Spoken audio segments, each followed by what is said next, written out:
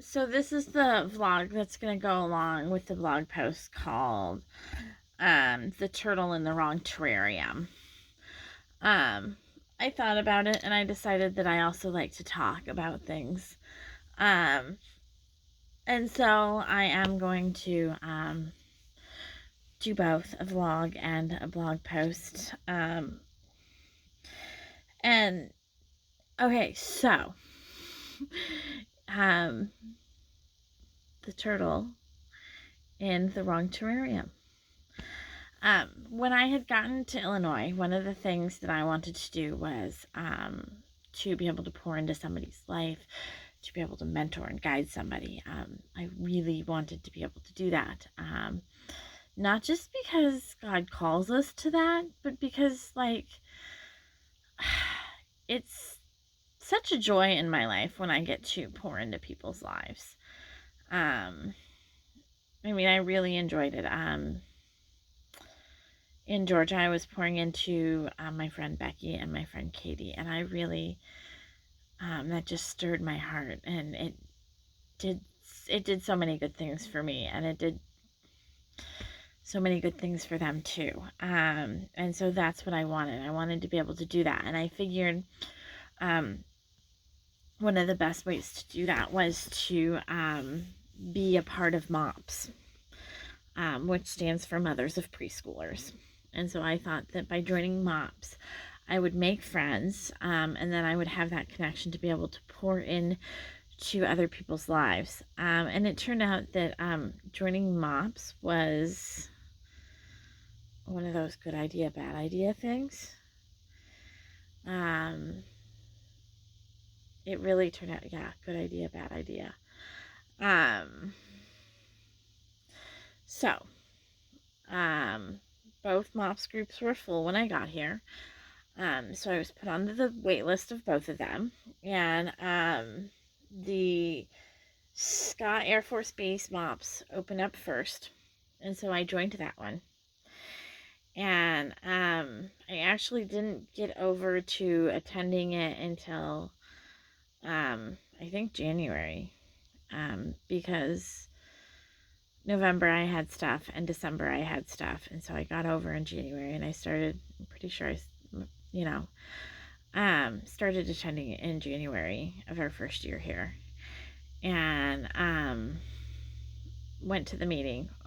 They played this video, and Mary Arioto, the president, CEO, whatever it is, of MOPS was talking, and she was talking about what it was like to be a mother, and I just sat here and I stared at that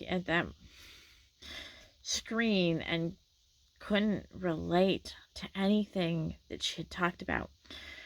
She had talked about how she was wearing her bikini bottoms because she hadn't done her laundry, and I'm like, how do you not do your own like, how do you run out of underwear?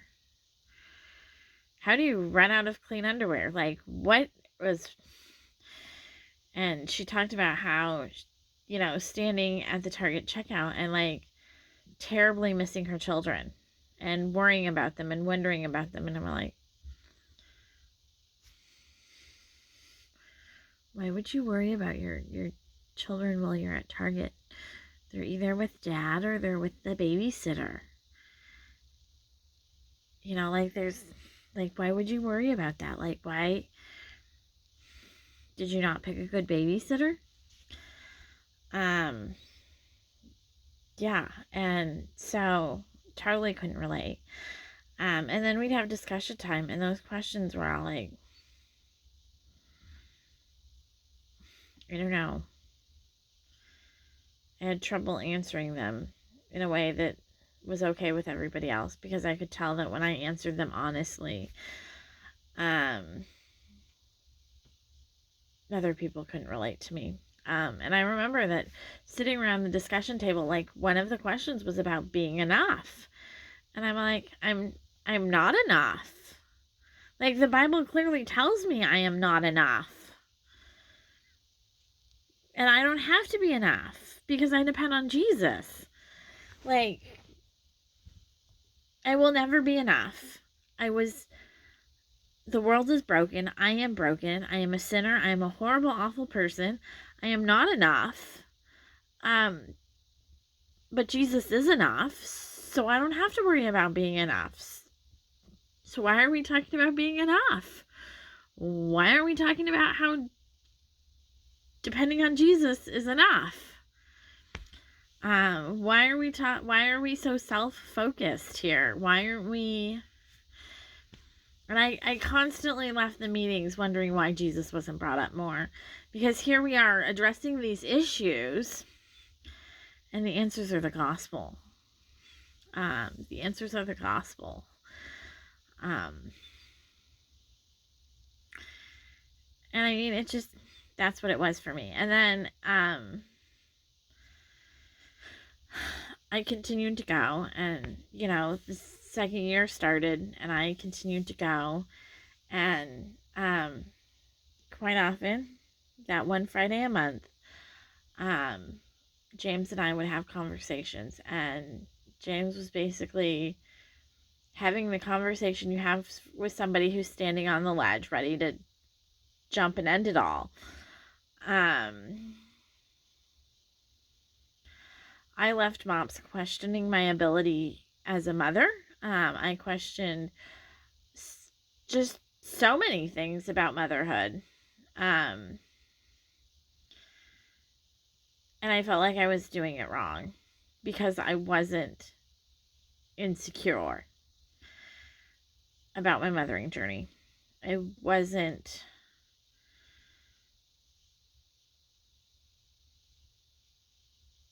child obsessed.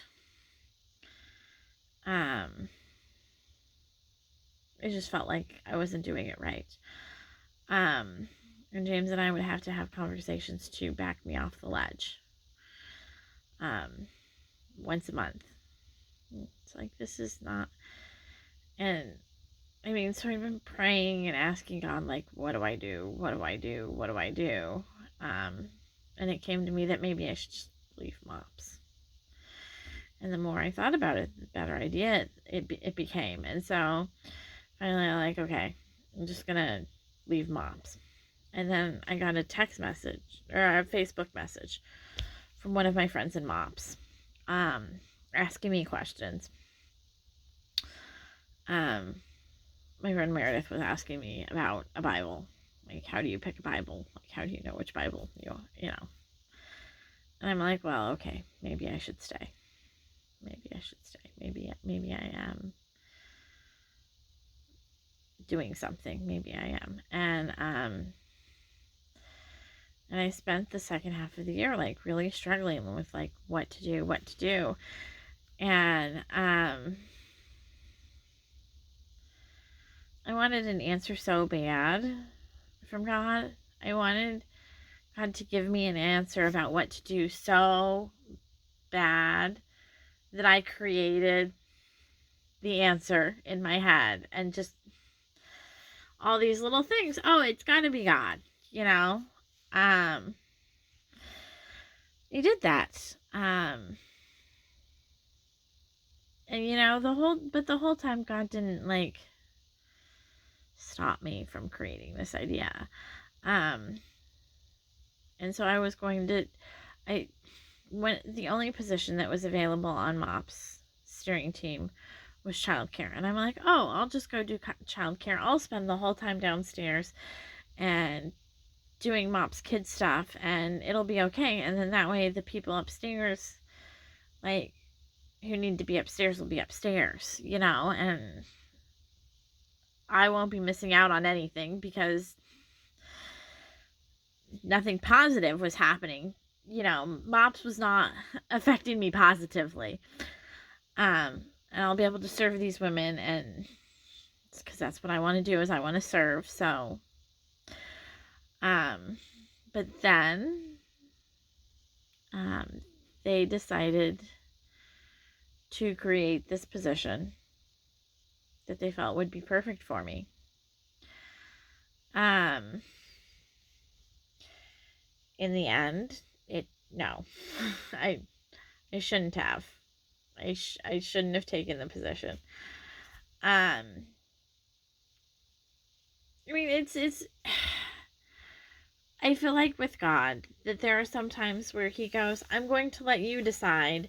You go do, if you want to do this, you go do it. You're not being disobedient by doing it, but it's not necessarily what I've ordained for you to do. It's I mean, because the Bible talks about having good works prepared ahead of time for us. And God's like, well, that's not the good work that I prepared for you to do. But it's not disobedient to go over there and do that work. Because I haven't told you, no, you shouldn't do that work. And I mean, it is an offshoot of the good work that I've prepared you to do, but it's not the trail. It's not the path. It's not. It's not. And well, okay then. So God let me go off and do that. And I was doing all these things, and realistically, you don't know how much of a difference I made. I don't know that and I certainly didn't do anything spectacular or amazing. I didn't do any, I didn't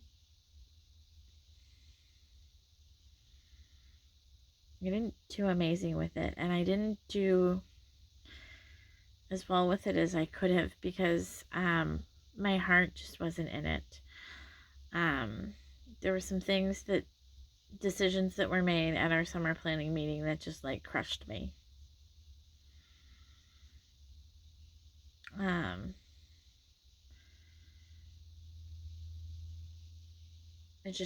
there were some things that were said at our summer planning meeting that just crushed me.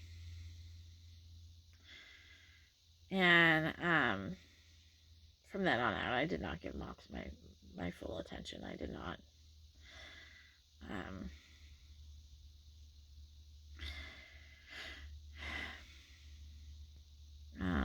Yeah, it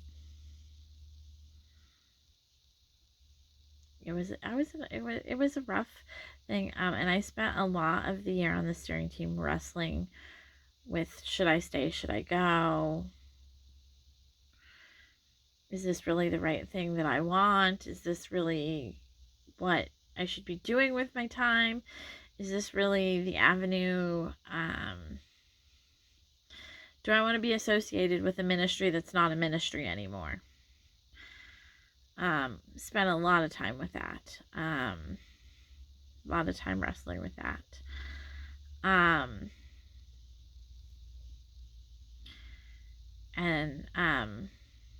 I decided not to continue with MOPS. There were a lot of things that factored into it. I thought one of the people who was going to be coordinator should not be even on the board. And so, yeah, somebody who looked like they were going to become coordinator shouldn't even have been on the board. And, well, you're beautiful.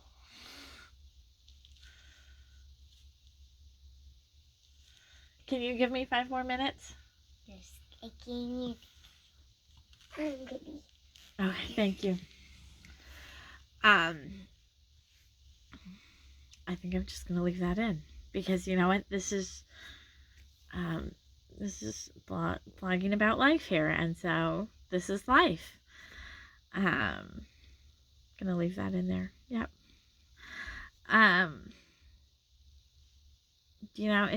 It was just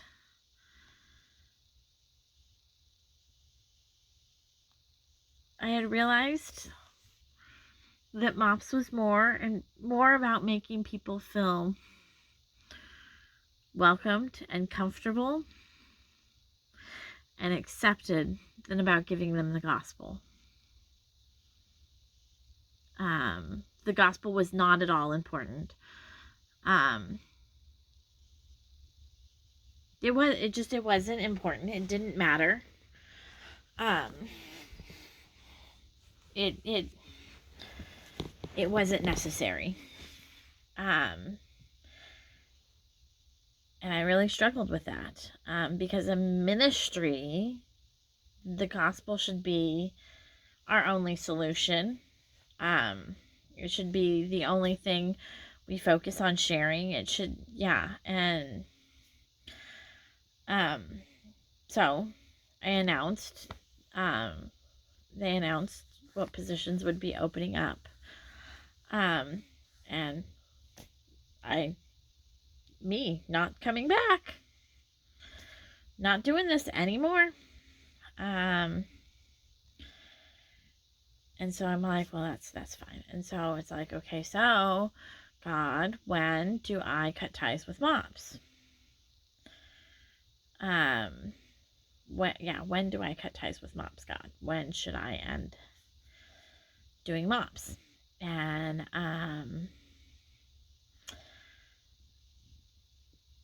so um, February, this past February 2020, we had our mops meeting, and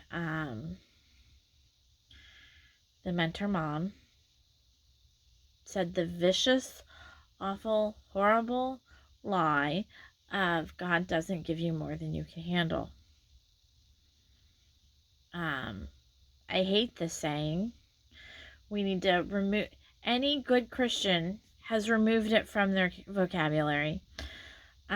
Because we all know that we all know that God gives us more than we can handle. And if you truly think that, then please explain Paul's life to me, because Paul clearly had more than he could handle, and he told us on several occasions he had more than he could handle. See, and I think, and I recently listening to She Reads Truth, they talked about this, and they talked about how you're selling God short when you tell people that promise. And we shouldn't sell people short on God's promises. I wanted to just yell, no, stop, you can't say that. This is not okay. You're selling them lies. You're already not selling them the gospel. Don't sell them lies too, please. It took every inch of me to not. And I was really fighting something to not say something. So I did what Michelle does when she's frustrated. I got on Facebook and I said something. And yes, I said it a little flippantly. But like that was the straw that broke the camel's back. That was the straw that broke the camel's back. I was asked to take down my post and that I should have addressed the mentor mom privately. And I don't agree with that. When you have a public forum and you're speaking things publicly, you don't always have to be pulled aside quietly and told you're wrong. Sometimes you need to, if you're speaking things publicly, then be prepared to have a public forum, discussion about things. And yeah, I mean, I'm on a public platform. I watch what I say. And if somebody were to say something publicly, I would not. It would be okay with me. If I said something wrong and somebody decided to address it publicly, I would be okay with that. Because I understand the implications of having a public platform.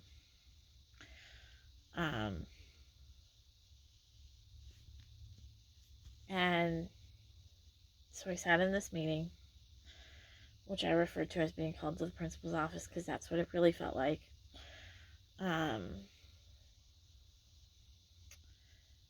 And basically the message of that meeting was that The gospel is not important. Truth doesn't matter. Um, how people feel and how people, making sure people are comfortable and welcome and accepted, are more important than the gospel. And that small, tiny little voice inside of me that I know is God said, now is the time to leave. And I also listened to the mentor mom talk to me about my ministry and what I wanted my what do you want your ministry to look like? It's one of the things she said. And do you want, your ministry? She said that a whole lot. And it's like, yep, yep, I, yeah. Um, and then one of the stars and wishes basically said, Michelle judges people. And it's like, I saw that and I'm like, that has no weight or value. And I know this because I've had um, two women at MOPS tell me that they had perceived me the wrong way, and that it was them, because they looked at me and they saw what they thought they were, like, it was a perception problem. And it was not based off of me, it was based off of their thoughts. And I asked several friends, like, do I judge you? Do you feel judged? Do you think I'm a judgy person? And everybody all came back with the same answer. No, never. Like, no. You know, you did have one say, well, maybe they're feeling convicted by something. And so that's why they think you're judging them. And, it's a perception problem. That's what another friend said. And I mean, looking at this, all I could think was, how can somebody be so petty and mean and vindictive? Because that's what this is. And because if I'm leaving, if I'm not serving anymore on the steering team, it's a little moot point here in February to say something like that. After I've announced that I'm stepping down, and you want to say something now in February when there's only 3 meetings left. It's a little moot point. You're like, it's a mean, vindictive thing to do, in my opinion. That's my thought, is that, I mean, they, like, I don't know. Somebody was hurt and was lashing out. That's what I think happened. Because hurt people hurt people. And so, I did not step down after MOPS, even though I felt like I should have. And from then on out, every time that I did something MOPS related, I got what I would call disobedience sickness. I don't know if you've ever experienced where you have knowingly been disobedient to God, and how miserable that makes you, and how horrible and awful you can feel when you are disobedient, when you're knowingly disobedient to God. And it just kept mounting and mounting and mounting. And so I finally left. And finally said, I can't do this anymore. I can't knowingly be disobedient to God anymore. It's not okay. And so that's what I did. Felt so much better afterwards. I did foster some friendships, and I am mentoring a couple of friends from MOPS. But yeah, that's that.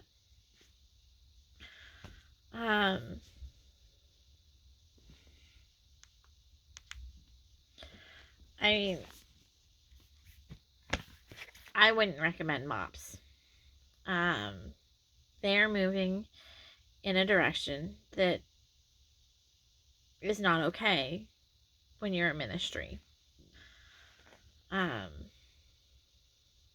there are other ways to find community. There are better places to find belonging. I can tell you that um,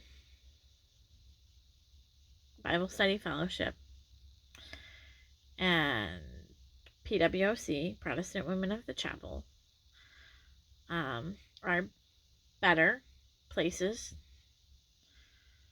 to be doing that. They're just better places. I um, have not had a bad experience with either of those.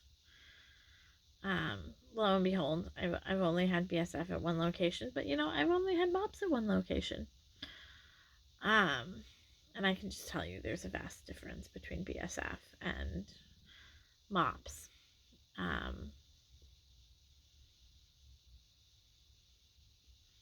MOPS is about feeling good. And shoveling lies to make you feel good. BSF is about opening the Bible and finding the Bible. There are moms groups out there that are not MOPS. And I recommend you go find one of those instead. Because they're just going to be better.